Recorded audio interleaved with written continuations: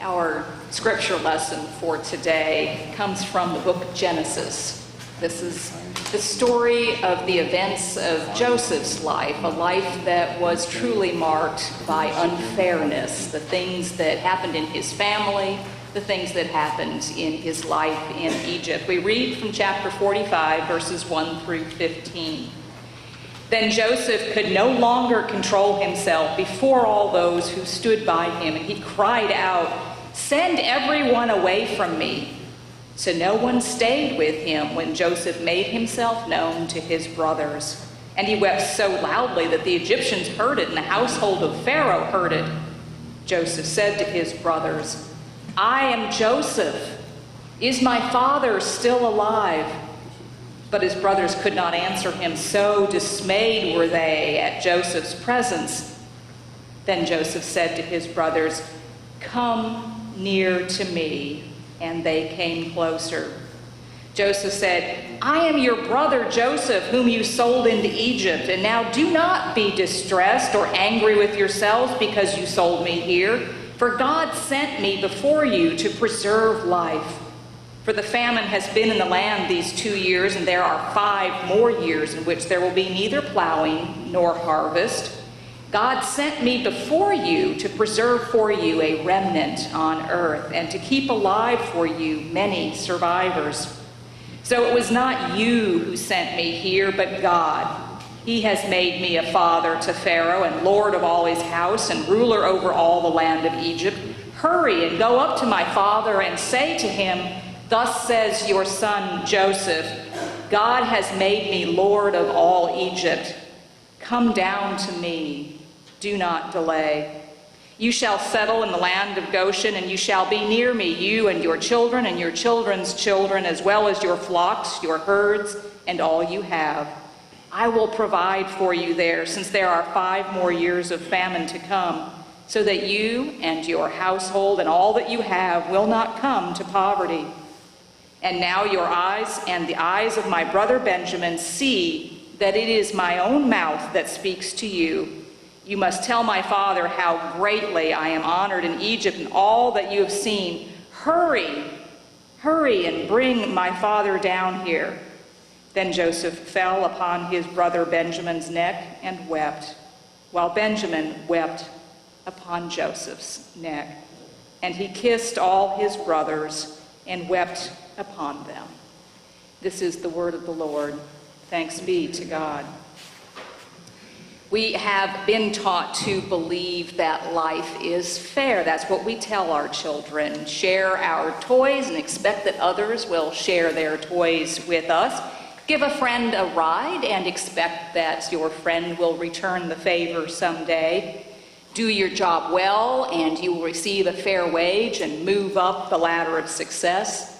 Vow to be faithful to your spouse and expect that the one that you love will be faithful to you. At some point, we discover that not everyone is playing by the same rules. In fact, some people aren't playing by any rules at all. Sooner or later, we feel the sting of unfairness in our lives. A parent who doesn't love, friends who disappoint, bosses who take advantage of us, spouses who betray, teachers who mislead, doctors who injure, lawyers who lie, businesses who defraud, even clergy who violate the trust that we place in them. Our text for today, this passage of the reconciliation and the reunion of Joseph with his brothers, invites us to reflect on how we will choose to respond to the unfairness in our lives, to the words and actions of others who treat us unfairly. Because we may not be able to control what they do and say, the things that have led us to where we are in our lives, but we can choose how we're going to respond. Will we deal with our past by simply forgetting it? Or will we nurse a grievance for years? Will we be trapped in that past by unresolved grief or guilt or anger or disappointment? Or will we seek out and offer forgiveness to one another?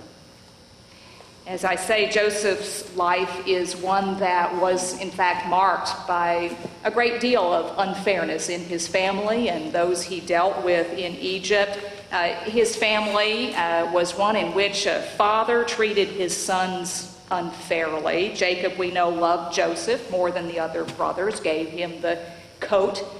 Joseph himself was arrogant about that, and he lorded it over his brothers. So there were also brothers who treated each other unfairly in Joseph's life. Joseph's brothers responded to Joseph's arrogance by selling him into slavery and faking his death to cover that up. And there were sons in Joseph's life who treated their father unfairly. Jacob's sons not only don't honor and respect him, they conspire to deceive him for 20 years, allowing him to believe that Joseph was dead. Joseph's life in Egypt was also marked by unfairness. Joseph served with integrity as Potiphar's steward, and yet Potiphar's wife falsely accuses Joseph, and he ends up in prison, where he meets other prisoners who promise to put in a good word for Joseph after they are released. And what do? They forget Joseph, and he continues to languish in prison. Joseph's life is one where he could have rightly repeated the refrain over and over, "That's not fair. That's not fair. My life is unfair." Joseph could have chosen to do unto others as was being done to him. He could have said, well, if everyone's going to be treating me unfairly, I'm going to just start treating people unfairly as well. But he didn't do that. Joseph could have chosen to turn away from the God who didn't seem to be doing Joseph many favors. Could have done as Job's wife counseled Job to do, which was what? Curse God and die. Joseph did not do that either. Joseph could have chosen to wreak some kind of revenge on his brothers. As his authority and power in Egypt rose, he would have had the resources to have reached out and informed his father that he was still alive and to have caused damage to be done to his brothers. But Joseph didn't do that either. What Joseph did instead was to simply try and forget the past. Just forget it. Even as God prospered Joseph in Egypt, Joseph made no effort to be reconciled or reunited with his family. He just cut them off, pretended that they no longer existed anymore. We all know people who have dealt with the past in that way. Maybe we have dealt with the past in that way, to cut off family or others who have hurt us. Sometimes too late, sometimes we realize that that has not healed the hurt at all. And in fact, when we sever those relationships with ourselves, we are also severing those relationships for other people. After Joseph's first son is born, Joseph says, God has made me forget my father's family. But isn't it interesting that on the birth of his son, he remembers that he had a family, and it doesn't take a psychologist to tell you that he's actually remembering how much now he has lost, and that his sons do not have grandfather or uncles or cousins or family history or traditions. In cutting off his family, Joseph has cut off his family for all involved. Now, Joseph dealt with his past by trying to simply forget it. Jacob dealt with the past by clinging to it, by not forgetting. There are losses, the loss of a loved one, certainly, from which we never recover. There are wounds that will never completely heal.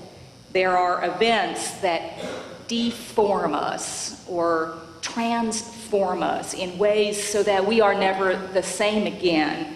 Yet Jacob's grief, the kind of bitterness and unresolved grief that he carries with him, is just as raw and deep and bitter 20 years later as it was when the sons first informed Jacob. Jacob's other sons, these are the brothers of Joseph who sold Joseph into slavery and deceived their father, are really no help to Jacob. Their grief is neither healthy nor honest, and so they can't resolve Jacob's grief for him or help him along. And so the deeper that Jacob descends into his despair, he is also inadvertently heaping more burden, more guilt on Joseph's brothers. We all know people who have done what Jacob does in our text. Maybe we have been one of those people who has hung on to a grievance, have nursed that grievance and tell that story over and over and over again until it becomes our only story. And that is a way that we think is going to help us, but in fact what it does is it prevents us from moving on in life, from leaving behind those things that we want to hang on to because they are familiar, things that we don't want to face in the future that we never planned or wanted for ourselves. But when we do that, that story becomes our identity. And hanging on to the past prevents us from having any kind of a real future. We all know people who have done that. We become the person who was cut from the team, or the person who was left at the altar, or the person who is passed over for promotions, or the victim of a crime. That becomes our identity when we cling to that past, as Jacob did. As Jacob clings to his past, Joseph's brothers are trapped in it. With Joseph gone, they can't seek forgiveness from Joseph. And with their father still grieving, they can't escape their guilt that they have brought on themselves. These brothers go to Egypt to buy grain, and they are brought before Joseph. Joseph recognizes them, but they don't recognize Joseph that they didn't expect to see in Egypt. Joseph, through this elaborate, prolonged ruse of making Benjamin out to be some kind of a thief, tries to get his brothers to admit their crime against Joseph. But the brothers are stricken, filled with remorse and terrified when they realize who Joseph is. They are terrified that the punishment that is going to be brought down on them, terrified by this, and they can't bring themselves to confess their crime, but neither can they continue to live with it. Talking amongst themselves, they don't realize who Joseph is and don't realize that he can understand them, and they say, "Truly, we are guilty concerning our brother. Therefore, this distress has come upon us. Now comes the reckoning for his blood." This is the fear and the terror that the brothers are still living with 20 years later. Living with unforgiven lies is a terrible burden for us. And some of us, perhaps all of us here today, have something that we have done in the past that we would not want others to know about us. Sitting here today, we would be ashamed to have the person sitting next to us know. some kind of infidelity, some kind of unkindness, an addiction, some kind of time that we have mistreated someone, been inattentive and caused some kind of failure, a violation of trust, maybe even a perversion. Like Joseph's brothers, we recognize our brokenness, we recognize the guilt that we carry, and we don't know what to do about it. These are the things that bring us to church, that drive us to our knees, bring us here to hear the stories. Hear the stories like the story of Joseph, and to be reminded that reconciliation and forgiveness is possible in Christ, to know that we can be forgiven, met where we are, with whatever we have done, with God's mercy, God's compassion, God's love. Joseph's story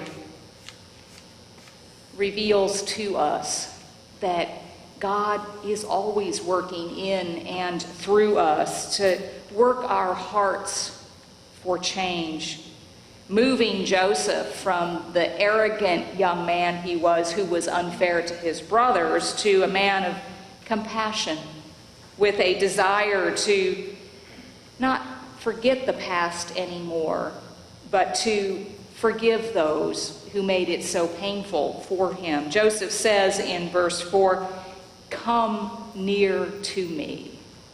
Come near to me. I am your brother Joseph. Be restored to relationship with me. Be reconciled to me." He says later, "Don't be distressed or angry with yourselves because you sold me here. It was not you who sent me here, but God." This is an expression of unconditional forgiveness. No recitation of the misery that Joseph endured over all those years. No claim for justice, demand for punishment. Only an acknowledgement of the separation that exists between brothers and a desire to be together again. Joseph says, "Let go of the past. Come near to me." And in the same breath, he tells his brother to go say the same words to his father Jacob. "Come down to me in Egypt," he says in verse 9. "God has sent me here to provide for you." Again, another unconditional expression of forgiveness and desire to be restored to relationship. No accusations of Jacob's failure to search harder or longer before giving Joseph up for dead. No accounting of the years that Jacob wasn't there to protect or provide for Joseph. No regrets for the past. Only acknowledgement of the separation between them and the desire to be together again. Let go of the past, Joseph tells his brothers to tell their father. Come down to me in Egypt. Come near to me. Come near to me. Is there someone in your life who needs to hear you say those words to them? Come near to me. To be reconciled, to be reunited, to be restored to a relationship that you once enjoyed and can enjoy again. Come near to me. Maybe you're the one who needs to hear those words spoken to you, living under the burden of guilt or disappointment, failed dreams, and the need to be restored to a relationship with someone who you have lost. Come near to me. Our text for today invites us to say those words to each other, to hear those words and respond to them with love, with compassion, with mercy, with grace. We are all called to say these words to one another. Come near to me. What's holding you back this day from those words?